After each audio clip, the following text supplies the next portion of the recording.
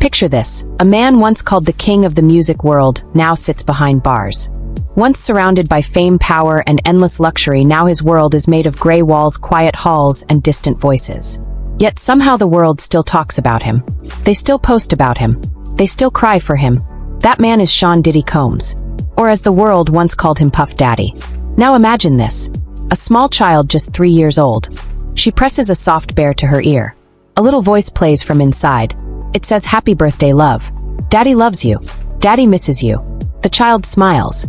The people around her smile too. It feels warm, it feels human, it feels like love. But behind that soft toy lies a truth that is not so soft. Because the man speaking from that bear is not home. He is locked away. His world is no longer red carpets and flashing lights. It is prison bars and guarded doors.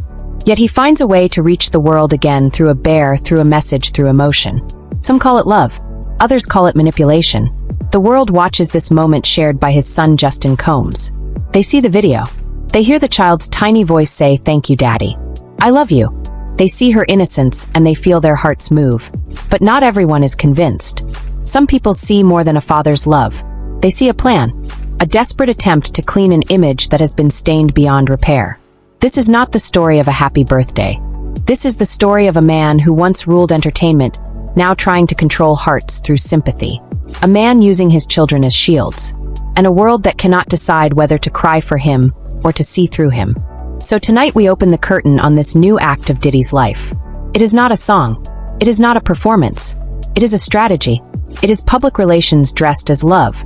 In this documentary, we will go deeper into this new Diddy message. We will see how people are reacting. We will look at what is real, what is performance, and what this all means for a man once untouchable. We will explore how he used media to survive scandal after scandal. We will hear the voices of those who once stood by him. And we will understand why this new video might be his most desperate move yet. So sit back and listen. This is not gossip. This is not rumor. This is the story of survival. The story of control. The story of a man who refuses to fade away. The world first saw the video on a quiet evening. It began like any other short clip online. No big production, no studio lights, no fancy camera work. Just a small girl sitting on the floor holding a stuffed bear that could talk. Her name is Love. She is only 3 years old, and she is the youngest daughter of Sean Diddy Combs. The bear has a small speaker hidden inside it. When she presses it, a familiar voice fills the room. It is the voice of her father. He says, "Happy birthday, love. Daddy loves you. Daddy misses you. Daddy loves you." The little girl smiles and presses the bear again. The voice repeats. The people around her laugh softly. For a moment, the world looks gentle again. But for many watching this video, the feeling was not joy. It was confusion. Because how could a man known for controversy and facing serious accusations appear so tender, so loving, so human? Was this genuine affection or was this something else? Online, the reaction came fast. Some people called it touching. They said no matter what a man has done, he is still a father, and a father's love never fades. They said the little girl deserves to hear her daddy's voice. That it is cruel to deny her that comfort. Others were not convinced. They saw manipulation in every second of the video. Influencers and bloggers quickly shared their thoughts. Some said this was an old trick. They said Diddy had done similar things before when his name was under fire. He would appear with family show moments of care and love, and then let the public forget the darker stories for a while. Many called it emotional public relations. One journalist said it best. She said Diddy is not only selling a message, he is selling emotion. He is using innocence to cover guilt. He knows that people forgive faster when they see a child smile. In talk shows and podcasts, people debated. Was this act of father's love or a calculated move from a man who once built empires on image and perception? A few insiders from the entertainment world whispered that Diddy had planned this message weeks before his daughter's birthday. That even behind bars his team worked to time the release perfectly. That the message had to come out just when news about his prison conditions was spreading again. It worked. Within hours, social media was full of sympathy. Comments filled with hearts and words like "stay strong" and "love always wins." For a short while, the noise of his legal troubles faded under a wave of emotion. But not everyone forgot. Critics began connecting dots. They pointed out that Diddy has a history of controlling his narrative. When negative stories break, he often shifts attention to family moments or charity appearances. It is a cycle, they say, has kept him in favor with the public for years. Some even remembered past interviews where he spoke about image control. He once said that the story people believe is the one you show them, not the one they read. And now here he was showing the world a soft image again through a birthday bear. The clip spread across platforms. On television, it played during entertainment news segments. On social media, it trended for days. Some said it made them cry, others said it made them angry. A few said it made them think about how powerful image can be. Then came the deeper conversations. Experts in media ethics spoke out. They said using children in public messaging, especially during legal battles, can be harmful. It puts pressure on the child and confuses public emotion. They warned that while viewers may see love, the true effect can be manipulation. A former publicist who once worked for celebrities in crisis said this kind of strategy is not new. She said when a star faces scandal, they often use family-centered images to soften the public's view. It creates sympathy and distraction. She said it works because people want to believe that even those accused of bad things still have goodness in them. In the days that followed, the video reached millions. It was shared again and again. Yet behind the smiles and the birthday wishes, a different story was forming. Reports began to surface about Diddy's request to be moved to a new prison facility. At the same time, whispers grew that his team was worried about his safety. And some began to wonder if the video was meant to gain public sympathy before that request was denied. The connection was not proven, but the timing made people suspicious. And for those who had watched Diddy's career for decades, this looked familiar. A man who once built his empire on attention, now using it as a shield. Still, the video had power. Even critics admitted that seeing a little girl smile while hearing her father's voice touched something deep in human hearts. Because no matter how much we question the motives, love from a child always feels pure. As the week went on, news outlets began to mix stories about Diddy's legal troubles with images from the birthday message. The contrast was striking. On one side, headlines spoke about danger, prison, and investigations. On the other side, there was a child's laughter and the sound of a soft toy saying, "Daddy loves you." This blend of innocence and scandal created a powerful storm. For some, it made Diddy seem human again. For others, it made his actions feel more manipulative than ever. But one thing was clear. The man still knew how to make people watch him. Even behind bars, Diddy was directing the story. And while the world debated the meaning of the bear and the message, something else was happening. The conversation about Diddy was slowly shifting. People were not only talking about what he had done, they were talking about what he might do next. Because for a man like Sean Diddy Combs, silence is never the end. There is always another act, another move, another message waiting to be revealed. When the birthday video began to fade from the trending list, another story quietly appeared in the news. Reports said that Sean Diddy Combs wanted to be transferred to a new federal prison known as Fort Dix. On the surface, it sounded like a routine request. In reality, it carried heavy meaning. Fort Dix is a large federal facility in New Jersey. It houses thousands of inmates. To most people, it looks less violent than other prisons. But insiders soon warned that this was not a safe place for a man like Diddy. They said that his fame, wealth, and reputation made him a target. They said the inmates there already spoke about him, and that if he ever arrived, trouble would follow. Soon after those warnings came out, the judge handling Diddy's case made it clear that she did not want him sent there. She believed his current location, known as MDC, was safer. There he was already familiar with the guards, the routines, and even some of the inmates. Outside of one rumored attempt to harm him, no serious violence had reached him yet. People began to wonder why Diddy wanted to move. Some said it was comfort. Others said it was image again. A few thought it might be another move in a long chain of strategies meant to keep the world's eyes focused on him instead of his charges. A legal analyst explained that high-profile inmates often look for small ways to stay visible. They file motions or make statements so that their names appear in the headlines again. Even from behind bars, the attention keeps their brand alive. And for Diddy, brand has always been life. Not long after the request for transfer came that birthday message. The timing raised questions. Was the message planned to make people see Diddy as a caring father before the public learned about his prison request? Some believed that showing himself as a gentle parent could build sympathy and maybe soften the judge's view. The news media linked the two stories together. They ran clips of the talking bear right beside discussions about the Fort Dix request.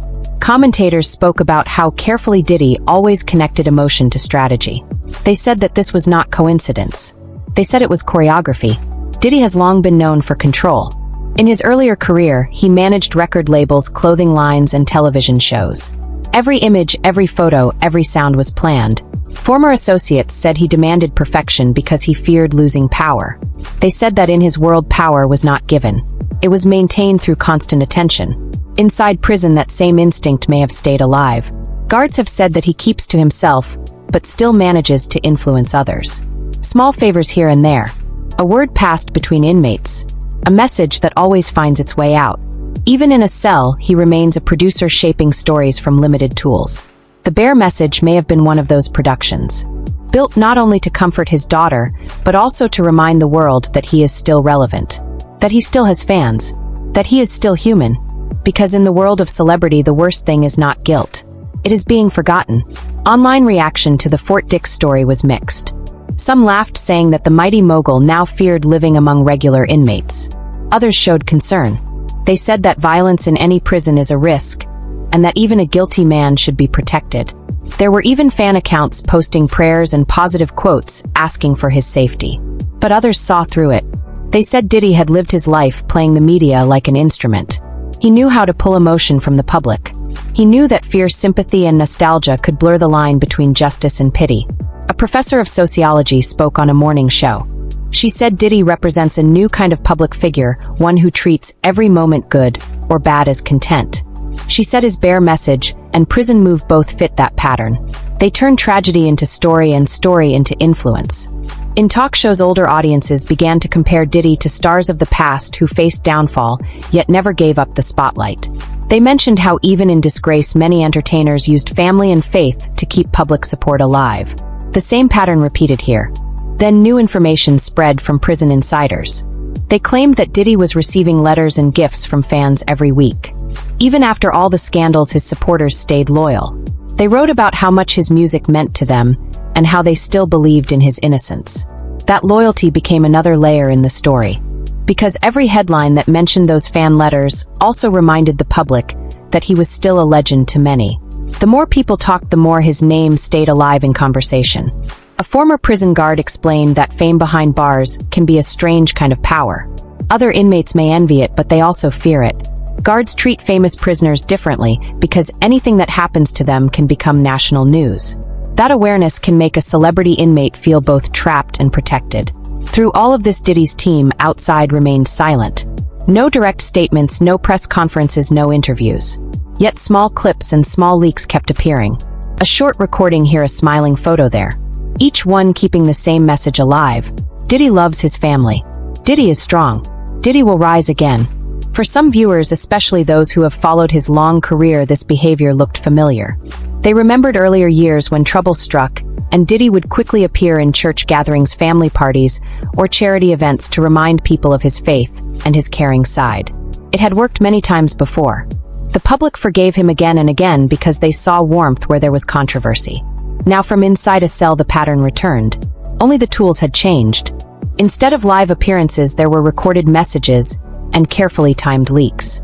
Instead of walking red carpets, he used social media accounts run by loyal supporters.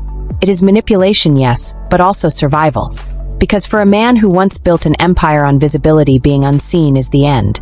As the weeks passed, talk about the Fort Dix transfer began to cool. The judge's warning kept him at MDC. The story slowly faded. But the image of that talking bear and the soft voice saying "Daddy loves you" stayed in people's minds. It reminded them that even when locked away, Diddy still found a way to speak. This chapter of his life showed the same pattern that defined his career. Control the image, control the story, and never allow silence to win. It was strategy mixed with emotion, manipulation wrapped in love. And for many who watched the story unfold, it was both sad and fascinating to see how far he would go to hold on to relevance. As the Diddy story spread across networks and online spaces, another set of names began to surface. People started drawing comparisons to other famous figures whose lives had spiraled under the eyes of the public. The most talked about was Britney Spears and her ex-husband Kevin Federline. Kevin Federline had released a book filled with claims about Britney. The book painted her as unstable and dangerous. He described moments that shocked readers. He said she had been violent toward one of their sons. He said she ignored their allergies and even burned their scalps with hair bleach. He said she once barged into their home wearing little clothing and speaking wildly. To many people, these stories sounded too extreme. To others, they fit what they believed about Britney's erratic behavior. Some saw Kevin as a man trying to protect his children. Others saw him as someone exploiting his former wife for money after her financial support had ended. This new controversy reminded people of how fame and family can mix into something tragic. It showed how both Diddy and Britney lived under constant public judgment. Both had lost control of their stories. Both became symbols of how celebrity and scandal twist together until no one knows what is real anymore. Online discussions turned into long debates. Some said Kevin Federline was doing what Diddy was doing, using emotion and family to win attention and profit. Others said that both of them were victims of fame's pressure and had become trapped in cycles they could not escape. Older fans who remembered the early 2000s said it felt like history repeating itself. They had seen Britney fall before. They had seen Diddy rise and fall many times. And now both names were once again connected through drama and heartbreak. Even Nicki Minaj and Jay-Z entered the conversation. Nicki accused Jay-Z of working against her behind the scenes. She said that her album was canceled because of his actions. Fans argued for days. Some believed her. Others thought it was a publicity stunt. All these stories formed a larger picture of the entertainment world. A place where emotion is often staged, where private pain becomes content, and where truth is often the last thing people see. For Diddy, this cycle seemed endless. The bear message, the prison request, the family stories all felt like echoes of a man trying to stay in control. Some said it was sad. Some said it was brilliant. Some said it was dangerous. But the truth is that every story about him, every clip, every rumor fed the same machine. The machine of attention. Because attention was the one thing that had always protected him. It gave him power, money, and influence. Even when that attention came through scandal, it kept him alive in the world's eyes. Older viewers watching the coverage began to speak with nostalgia. They remembered when stars had mystery, when music meant more than gossip, and when family moments stayed private. They said today's fame feels louder, colder, and emptier. They said that Diddy's bare message was not love, it was loneliness disguised as love. Media experts began calling this new era the age of emotional marketing. They said celebrities now use feelings instead of facts to protect their images. A smile in a video, a child's laugh, a soft voice saying "I love you" can erase months of headlines filled with accusations. But with time, the public grows wiser. People start to see patterns. They start to question motives. They begin to understand that what looks tender may be calculated, and that even behind the sweetest words there can be purpose. For Diddy, the story may not be over. He still faces trials, investigations, and public judgment. But as long as people keep talking about him, he wins a small battle. Because for him, silence means disappearance. In the end, what remains is a reminder. Fame is not freedom. Power is not peace. And love shown on camera may not always be love. The talking bear may fade, the headlines may change, and the world may move on. But the image of that small child pressing the bear to her ear will stay. It will remind people how easy it is to believe, and how hard it is to see the truth when emotion takes over. This story is not only about Diddy. It is about the way fame shapes people, and how audiences shape fame. It is about how a father's voice can be used to soften judgment, and how the public's heart can be guided by screens. It is about how we all watch with sympathy and suspicion at the same time. So as the lights fade and the story closes, remember this. The man behind the bear is still performing. The stage is smaller now, but the act continues. And while the audience may change, the performance never truly ends.